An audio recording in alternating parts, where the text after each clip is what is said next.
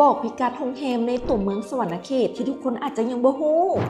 ทริปนี้มีเดินทางด้วยยนต์เด้อพอแต่ลงยนต์มีก็รถแท็กซี่เข้ามาเช็คอินอยู่ที่โรงแรม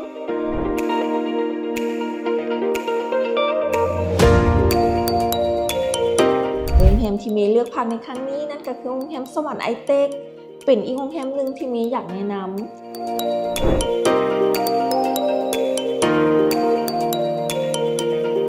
ซึ่งโรงแรมของเพิ่นเปิดตลอด24 ชั่วโมงราคาเริ่มต้นห้องเตียงเดียวเพียงแต่ 300,000 กีบห้องเตียงคู่ 330,000 กีบแต่มื้อนี้เมย์ก็เลือกพักห้อง VIP เพราะว่าเป็นห้องพักที่เมย์อยากลองซึ่งราคาก็บ่ได้แพงเพียงแต่700,000 กีบเมย์จึงเลือกพักห้องที่มีวิวงามๆเพื่อพักผ่อนรอท่าเข้ามาในห้องเมย์ก็มักจะสไตล์ตกแต่งห้องอยู่นี่แฮงสไตล์อบอุ่นมีวิวห้องติดถนนทางใหญ่เห็นการสัญจรไปมาของชาวสวรรณเขตมีทีวีให้เบิงมีอุปกรณ์เครื่องใช้ครบ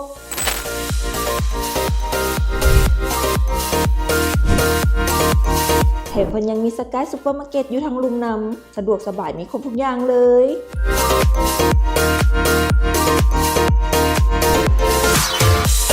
มักอีกบอนนั้นก็คือห้างมินิมาเปิดให้บริการ24 ชั่วโมงมีโซนให้นั่งเล่นน้ำมีบอนจอดรถกว้างขวาง